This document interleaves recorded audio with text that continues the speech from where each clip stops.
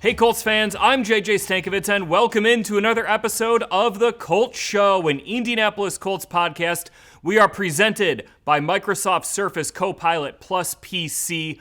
Big episode today. It is our first in-season episode of the Colts Show. We started this back in April. We had Chris Ballard and Shane Steichen sit down with me at the NFL owners meetings. Today, I had a chance to sit down with quarterback Daniel Jones, who'll be the Colts starting quarterback this season. We recorded this last week, my interview with Daniel, so most of it is still relevant. Nothing changed over Labor Day weekend other than he went to the Carmel Westfield game and played some golf. But this is a really interesting interview. I thought he was relaxed in the interview. You could kind of tell like he's really settling into that QB1 role within the organization. A lot of really good stuff with Daniel Jones coming up on the podcast. We're also going to have the Colts Show Mailbag returning, as well as some thoughts on week one. I woke up at like 4 o'clock in the morning on Wednesday and was like, the thing I was thinking about when I rolled over and looked at the time was like, I got to look up like Tua's stats last year thrown to Tyreek Hill and Jalen Waddle versus what those guys' stats were when he wasn't on the field. So I've got a lot of thoughts to dispense on the Colts Dolphins season opener. Before we do that, though, we'll get to the interview with Daniel Jones right after some messages right now on the Colts Show. The Colts Show is presented by Microsoft Surface Copilot PC. Greatness in the NFL starts long before kickoff. It's built in the quiet hours of preparation and the discipline to turn insights into action. The Indianapolis Colts rely on Microsoft Surface Copilot PCs to turn preparation into performance. With real-time AI insights right on the sideline, coaches and players can make smarter, faster decisions when it matters most. From the field to the front office, Microsoft Surface Copilot PCs are transforming how the Indianapolis Colts prepare, strategize, and win. This isn't just about football, it's about unlocking potential wherever the game is played. Microsoft Surface Copilot PC, where every day is game day. The Colts countdown to kickoff is here, and Indy is turning blue. From now through next weekend, landmarks across the city, including the downtown canal, will light up in Colts blue to celebrate the return of football. Don't miss the sights and get the full schedule at colts.com/kickoff. This Sunday, as the Colts open the season against the Miami Dolphins, we will celebrate the life and legacy of Jim Irsay. At halftime, he'll be inducted into the Ring of Honor, a moment to honor his incredible impact on our team and community. Every fan will also find a For the Boss t-shirt in their seat as we remember a true Colts icon. This season, we're honoring Jim Irsay's legacy with a special commemorative collection. In addition to the lapel pin, fans can now get the J.I. patch hat, just like the ones players and coaches wore during training camp. Both items will be available in-store only at the Colts home opener, with proceeds benefiting Kicking the Stigma. Learn more at colts.com/Jim Irsay. It is my pleasure to be joined here on the Colts Show by quarterback Daniel Jones. Daniel, thanks for the time, man. How are you? Thanks for having me. Doing well. How are you? Good. So we're taping this week before Labor Day. So going into this is going to come out a couple days before we play the Dolphins. Just like at this point in the calendar, how much prep have you done for Miami? I think, definitely gotten started on it the past few days. I think, you want to be careful not getting started too early on it, but it's helpful and take advantage of the time you have kind of as you start looking ahead. But, last week was still kind of training camp feel, finishing up training camp and getting ready for that last preseason game. And then kind of as I didn't play in the Cincinnati game, so started to take a look at some Miami stuff then. Do you that's always interesting because when I've talked to people, they're like, you don't want to go too early on that stuff. But is it in the back of your head, like when you found out you're going to be the starting quarterback, is it in the back of your head of like, all right, I want to start thinking about this, or like this is how Anthony Weaver plays this? Like, how do you sort of manage that to not get too far ahead of yourself? I think it's hard not to think about it. That's kind of the next thing you're working towards is that. So you start thinking about it. But I think, also there's an aspect of preparing for that first week of game planning, of prepping, of, kind of going through your process and communicating with coaches or teammates or whoever it is on kind of how you want to prepare that week and what you need, what the communication is going to be like, and you have a little bit extra time to kind of to prepare for that game, but also kind of to prepare for how you prepare, if that makes sense. Yeah. And kind of get that stuff ironed out. But yeah, it's tough not to look ahead and start working on it. So when Shane Steichen informed you're going to be our starting quarterback this season, how did you sort of digest the opportunity that is now officially ahead of you with this team? Yeah, I think just excited. I think you're excited for the opportunity and to get that to get going and get started here. That's what you want to do. I think you're excited, and then you realize there's work to do, and it's real. It's time to go. So I think everyone kind of when you're in training camp and certainly in the position I was in, but all every player, you're so focused on training camp and what's right in front of you that day, and making sure training camp's a grind. So kind of focusing on what's immediately ahead of you. But as you finish up training camp, you start the season's here. Now it's time to play real football, play real games, and that becomes what you're thinking about. So I was excited, but pretty soon you're into game mode, getting ready to get playing. What kind of quarterback do you want to be for this team? Consistent. I think consistent, good decision maker. Spread the ball around. I think we have a opportunity on offense. I think to be very versatile, to attack defenses in a lot of different ways. Obviously the run game with JT and the guys up front has been a strength, and the guys outside can make a lot of plays down the field. I think being an explosive group who pushes the ball, attacks defenses, and I think that's something that I see for us. And as a quarterback, I think decision making and accuracy are the two biggest things when it comes to good quarterback play. So that's certainly what I want to be. You're talking about pushing the ball downfield, and this offense can be explosive. In New York, for whatever reason, that wasn't a huge part of your game, pushing the ball downfield. What about this offense do you think allows for those opportunities to exist? Yeah, obviously I've heard that, and a lot of people want to bring that up. It seems like over and over again. But I think every situation is different. Every offense is different. Kind of the plan, the strategy, the players, all of it's different. And I feel like at times in my career, earlier or throughout, I have thrown the ball well down the field and pushed it down the field well. So I think that's part of playing quarterback is when those opportunities are there, taking advantage of them. Obviously making the decision and then making the play, I think is that. So I'm certainly ready to do that. I feel like we've done that well throughout training camp. We got the players here to do it. So I'm excited for that. What about running with Jonathan Taylor? Like when Shane calls for designed runs, what about having him next to you in the backfield? You obviously had Saquon in New York, an extremely talented back as well. What about running next to JT, if it's a zone read and pulling it and taking it? Like, how does that help you out as a runner? Because I looked it up, you're averaging, your average yards per carry in your career is pretty high. Like, how does that help you out? Well, I think first let the professional runner be the runner first, and kind of when you can complement it, and when there's an opportunity, take it, but understand who gets paid to run the ball, and that's JT. So, I think, I've always felt like I can add to the offense with my legs, and when those opportunities are there, try to take advantage of them. But I think understanding who is the runner and who we want to do that, is a big part of that. That's obviously JT and what he does really well, and part of what I think is going to make this offense, so dangerous. What have you learned about Shane Steichen over the, 5-6 months you've had a working relationship with him?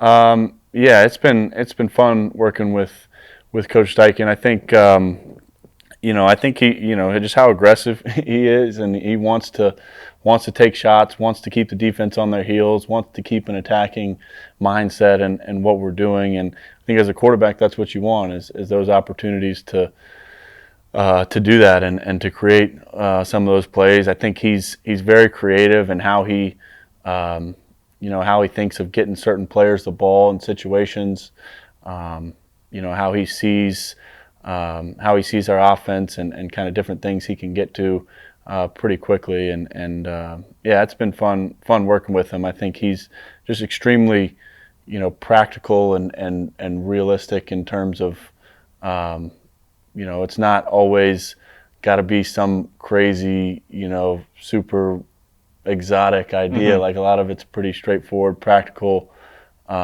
things that come from a lot of similar looks. You can do a lot of different things, from them, and that keeps, defenses guessing. I heard someone describe him somewhere as like he doesn't want to be the smartest guy in the room. He'll just say whatever is the simplest way for us to get to these plays, to get to efficiency, explosiveness, like he's going to do it. You kind of just described it there, but like as a quarterback, when you have a coach who comes in and it's just, hey, let's find what works within this game plan and not overcomplicate it, is that empowering for you? Like where do you take away from that as a quarterback? Yeah. Well, I mean, I'd say there's a lot of genius in that simplicity, right? Like I think guys who can take, more complex things, make them simple, make them kind of, in a football sense, come from a straightforward, idea, but make it tough for a defense to defend it. That's, I think, what a lot of the best coaches do, and I think he does that well. But as a quarterback, that's a fun type of philosophy to kind of play behind and try to understand and execute on the field. I was talking to Pitt on a podcast recently about facing Lou's defense, Lou Anarumo's defense in practice, and he said like that first week, he's like, I'd look at the pre-snap, I'd go through my pre-snap reads, and then they would shift to something, but it'd only be one half of the field would shift to it, the other half would be playing this. He's like, I would just be running a route into something that I couldn't even tell what it was early on. How did that, facing that kind of a defense that is kind of shape-shifting, how did that challenge you throughout training camp too, or what did that challenge you with throughout training camp maybe? Yeah, I think, I remember in the spring seeing a lot of those looks for the first time, and you're not exactly sure, it feels like they're matching part of the side, and then there's a zone element to it, and there's a safety somewhere you didn't expect the safety, all those kind of things I think are different with Lou's defense, and he's got a lot of different looks, and it's very multiple in what he can do from a coverage standpoint, and then the pressure stuff too. I think was a lot of good work for us, up front with our protection system, IDing that and getting blitzes picked up, which our offensive line and Tony Sperano do a great job dialing all that stuff in. But I think just for an offense to practice against a defense who doesn't, fully major in, some crazy pressures, or doesn't fully major in, some different coverages, kind of a defense that can do everything and has a lot of different looks, I think was really, really helpful for us. And you kind of go through the process of fixing problems, of talking through certain looks, and kind of all that communication you practice in training camp, I think goes a long way during the season. You've been in the league now for 7 years. Can you take me through like what your process is on an in-season Wednesday? Like maybe not like hour by hour, because we would sit here for hours, but like just like what you've really worked on in terms of your process on that first day of practice for a game week. Yeah, so Wednesday's normally your first and second down kind of base game plan day of practice. So Tuesday is really your day. It's a day off, but kind of the day you're spending most of your time prepping for that bulk of the game plan, the first and second down stuff. It's not really an off day. Yeah, so I think you want to have a good idea of what the defense is doing in those situations, and then what the coaches and what the game plan is kind of that week on in a lot of those situations. So, that's obviously heavy emphasis on run game, play action game, some, your drop back stuff, and kind of how that kind of just like your basic understanding of the defense and how we're going to attack it. So on Wednesday, obviously you're trying to execute that. So you're installing the game plan. Hopefully, you already have a good idea of what that game plan is, by Tuesday night and early Wednesday morning. But, walking through practice, all that stuff, cleaning that stuff up. And then, Wednesday evening, you're starting to work on third down, which is kind of your Thursday day. So, I think that's kind of the way the week is organized by situational pieces of the game and what part of the game plan is going to be installed. You have to just kind of take it piece by piece. You can't bite off more than you can chew almost as you go along there. Yeah, I mean, I like to kind of Monday evening, Tuesday, get an idea for the team and kind of what's happened in the games, and I'll, try to watch a few games, the complete game, and kind of get an idea for what's happened recently, in these games, and kind of a full picture of what the defense is, and then, kind of as you get closer to Wednesday or whatever that next day situation is, you start zeroing on the cut-ups, or what are the first or second down, or what is this situation, what is that situation. What did you learn from your time in New York about that process, about like honing that process to, the point of where it is now? I think just trying to stay as specific as you can with what exactly you're looking for in certain situations.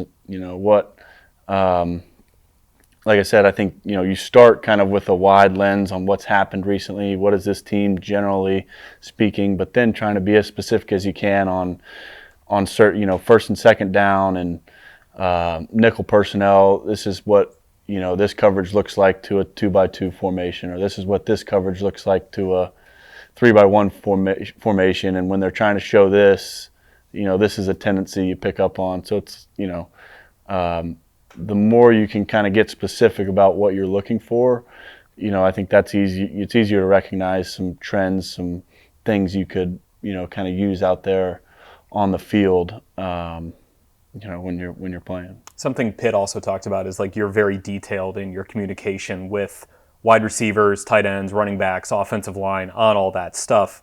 What is your leadership style, and how do you kind of go about being demanding in those situations, I guess, of your other teammates? I mean, I think for one, just having relationships with everyone on the team, and being able to have the one-on-one conversations, whether it's after a play on the field or after you've watched film, in a meeting or whatever it is. I think just understanding, how to communicate with everybody based on a relationship you've already created. But I think in a lot of those situations, it's coming to an understanding, trying to understand what the receiver or whoever it is, or what they're seeing and what they're sensing, and then what you expect and what you want to see. But I think depending on the situation and maybe the player or whatever it is, I think there's back and forth, and there's a decision though, and this is how it's going to be, and this is what we're gonna do going forward. So I think that's just a constant process that kind of starts with a good relationship. All right, we're kind of building to this, but I want to play some rapid fire with you. Just the first word that comes in your mind when I throw a couple teammates' names out there. Okay. So let's start with Jonathan Taylor. Explosive. It's pretty obvious why you'd say that. I think everyone watching this or listening to this would know that. All right, Michael Pittman Jr. Reliable. Josh Downs. Smart. Great instincts. Alec Pierce. Explosive. Yeah. I mean, again, he's in a different way than Jonathan Taylor. How about Tyler Warren? Tyler Warren.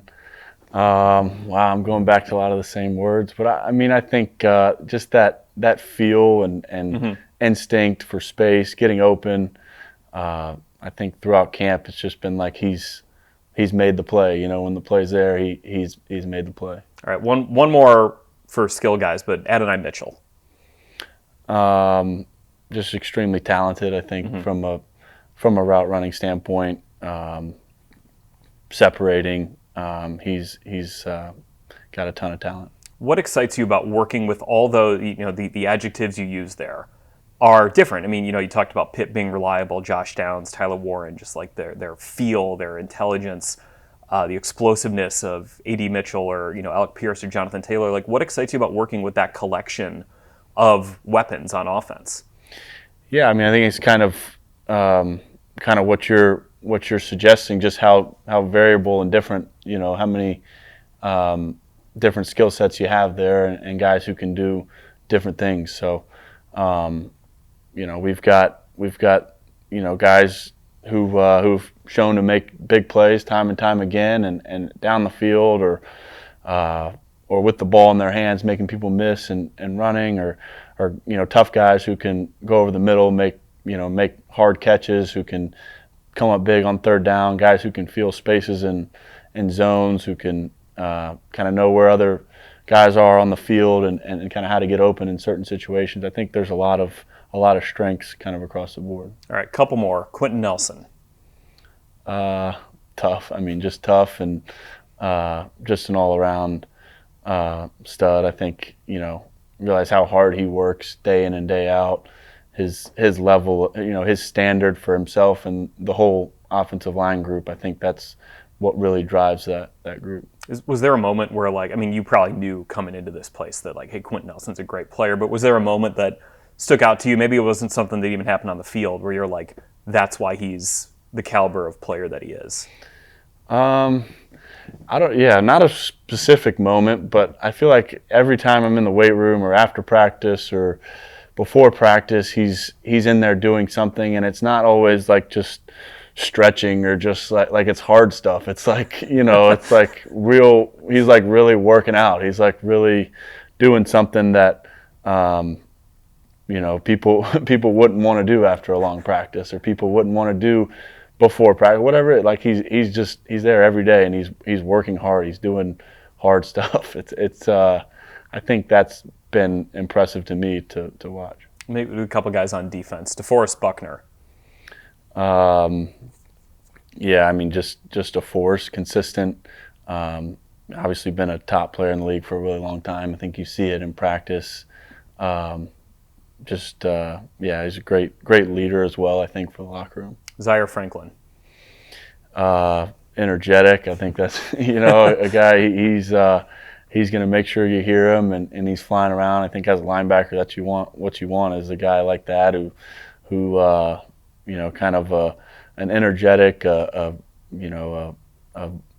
rah-rah guy. I think if you have one, he's the guy who's going to talk some smack and get people fired up. Did he talk smack? I know he wasn't in a ton of 11-on-11, but did he ever get smack talk on you in training camp? He did, yeah, every now and then. And just, I think just around the locker room and getting guys excited, ready to go. All right, Kenny Moore II. Yeah, I think he's just a smart, savvy football player. Obviously, he's played for a long time, has seen a lot. And as a quarterback, I think it's helpful to go against guys like that in practice who obviously he's a great cover guy, extremely talented physically, but just really smart and kind of once he sees something a couple times, he's going to recognize it pretty quickly. And you're going to have to be quicker. You're going to have to be or understand what he's doing and be able to adjust. And he's a good player. All right, last one for you. And this one, I'm sure you get asked by people, whether it's media or whatever, do you have goals for this season? But are you a goals guy, just personally, professionally? I think it's good to have goals, and yeah, I certainly do. I've always felt like what's worked best for me, though, is just kind of staying focused on what's right in front of me, mm-hmm.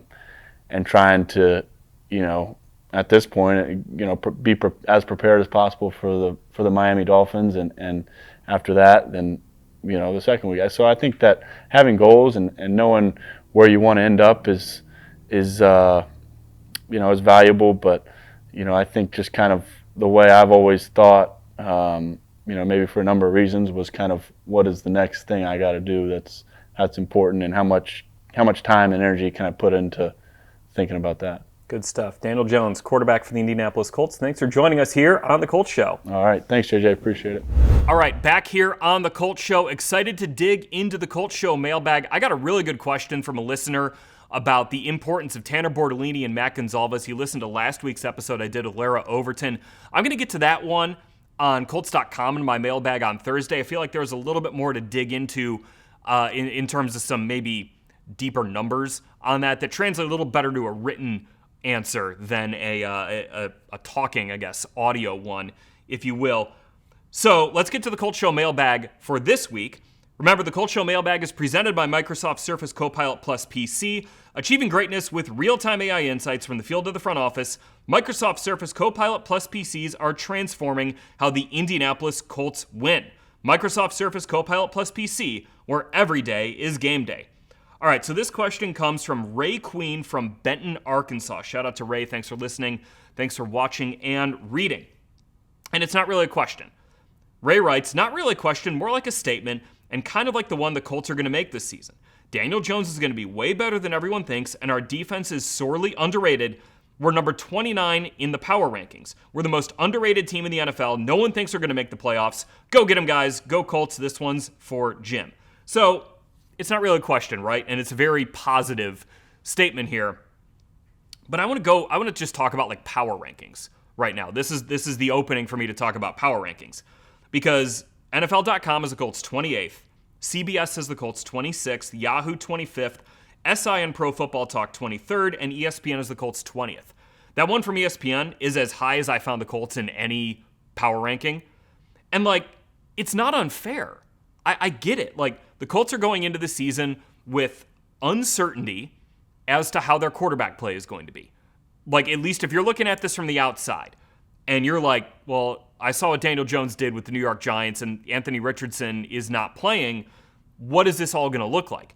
The thing that I just want to go back to is preseason power rankings. If you're mad about them, just consider this. Last year, ESPN had the Washington Commanders 28th, the Denver Broncos 31st. Both those teams made the playoffs. NFL had the Broncos 27th, the Commanders 26th, the Vikings 23rd, and the Buccaneers 20th. All those teams made the playoffs. All those teams are ranked in that same range that we're seeing the Colts ranked right now. It's not unprecedented for a team to be like, people to like nationally be like, well, what's this Colts team going to look like? What does success look like for this team? I don't know. And say, yeah, I'll rank them in the 20s or, maybe even the 30s. And then that team goes and makes the playoffs. Conversely, there's always that one team that's in like the top 10 or top 12 that completely falls in its face. Last year, that was the Cleveland Browns. The Cincinnati Bengals also did not make the playoffs. They were both pretty highly ranked last year. So, look, the Colts, I'm not saying it's unfair that the Colts are ranked where they are in terms of the power rankings. I do think the thing that only I saw Mike Clay from ESPN point out.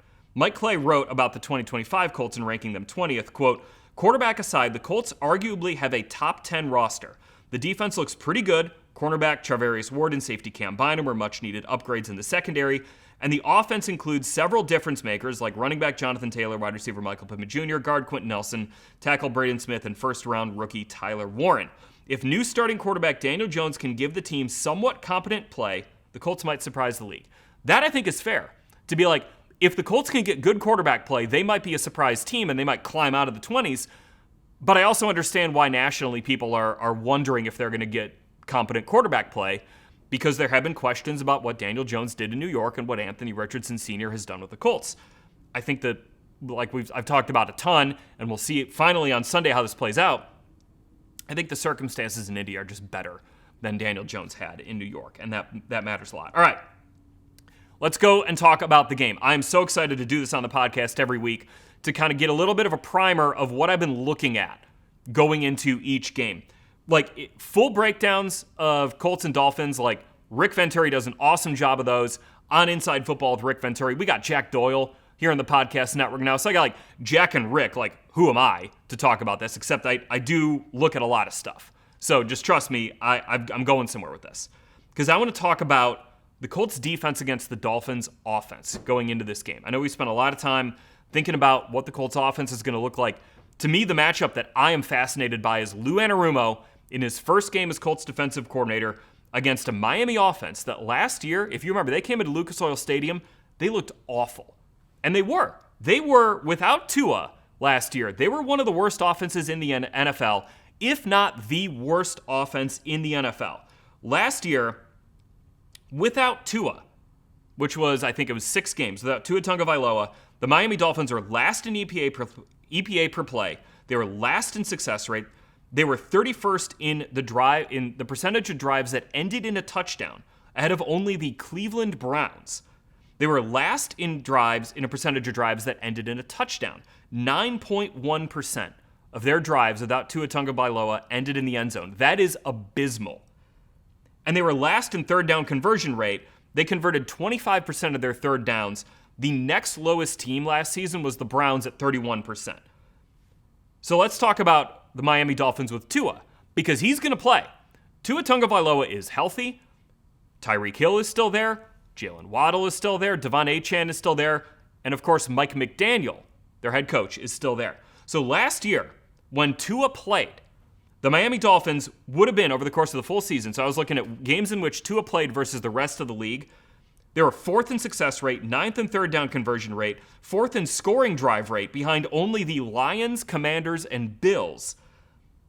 They had the lowest pressure rate allowed in the NFL.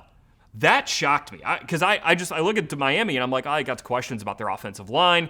They lost Teron Armstead. What's that going to look like? They had to trade up to get Jonas Savaiinaea in the second round.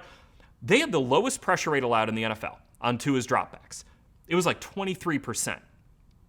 And where their offense came from here was it wasn't like they were like chucking and ducking to Tyreek Hill. They were last in the NFL in the percentage of passes that traveled 20 or more yards beyond the line of scrimmage. So this was and they weren't even all that explosive. They're 18th in explosive pass percentage. This was a get the ball to Hill and Waddle and let him go make plays.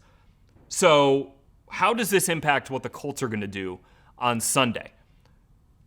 What we've learned about Lou Anarumo is he's going to mix up stuff. He's going to try to lock down your number one receiver and take him away. Obviously, it's easier said than done against Miami when you've got Hill and Waddle, who, by the way, last year, their numbers were down over the course of the season.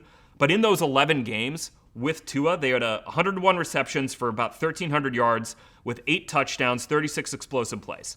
So they're still good. Like that, it's still there for them. I know when the Colts faced Miami last year, Hill and Waddle did like nothing. I think they might have 3 combined catches. What I want to see out of this Colts defense, number one though, beyond any sort of scheme that Lou Anarumo is going to play, tackling. That was a big issue for the Colts last year, right? Where they had a lot of games with missed tackles that led to explosive plays. Against the Miami Dolphins, you got to tackle. You got to get Tyreek Hill to the ground. You got to get Jalen Waddle to the ground. You got to get Devon Achane to the ground. Those are 3 players who, if you miss a tackle, they all have the requisite speed to turn a 6-yard gain into a 60-yard gain. So the Colts, from just a 2024 to 2025, all the scheme stuff aside, can they tackle in this game? That's going to be a huge emphasis of something I'm going to be watching. And then it's, I'm looking at Charvarius Ward. Does he travel with Tyreek Hill? Miami does a ton of stuff with motion to make sure that's not easy to do. In fact, when I looked it up, I think there have only been 14 snaps in which Charvarius Ward has covered Tyreek Hill in his career. And it wasn't like he was targeted on all of those. I think a lot of them, he wasn't even targeted. So how does this defense play in the back end with Cam Bynum back there? That's going to be really interesting. If you can keep a lid on this Miami passing offense, they were not all that good at running the ball last year. Shut down the run, keep a lid on Miami's offense, make them go down the field and march down the field. They can still do it because this is, again, a very good offense when Tua Tagovailoa is back there. But can you just make them kind of have extended drives and avoid those explosive plays that we have seen this Miami offense make over and over and over again? Again, it's going to come down to tackling, and it's going to come down to discipline on that side of the ball. Real quick, Colts offense versus the Dolphins defense. This Miami defense is good. Anthony Weaver is a really good defensive coordinator they got in Miami. Last year, they were 10th in points per game, 9th in yards per play, 6th on third down, 4th in the red zone, and 2nd in goal to go. They blitz a ton. They had the 5th highest blitz rate in the NFL last year. They don't get a ton of sacks, or at least they didn't last year. But they're going to send pressures. They're going to try to confuse you. They're going to send sim pressures. And it's going to be up to Daniel Jones to be able to navigate all that. Hopefully, obviously, you could establish the run in this game with Jonathan Taylor. But Daniel Jones is going to have to make a couple plays against confusing blitz looks in this game that are going to be the key, I think, for the Colts to come out with their first win in Week 1 since 2013. That's going to do it for this episode of the Colts Show presented by Microsoft Surface Copilot PC, where every day is game day. Greatness in the NFL is built on preparation and quick decisions. That's why the Indianapolis Colts trust Microsoft Surface Copilot Plus PCs, bringing real-time AI insights to the sideline so coaches and players can make smarter, faster decisions when it matters most. From the field to the front office, Microsoft Surface Copilot Plus PC is transforming how the Indianapolis Colts win. All right. Again, that is going to do it for today's episode of The Colts Show. Thank you so much for listening and for watching. Remember, you can read the Colts Show Mailbag on Colts.com. Get your questions to me on social media at Colts.com/mailbag or in the YouTube comments of this episode. Rate, review, and subscribe to us wherever you get your podcasts. We got a lot of good stuff coming on our Colts podcast offerings all season long.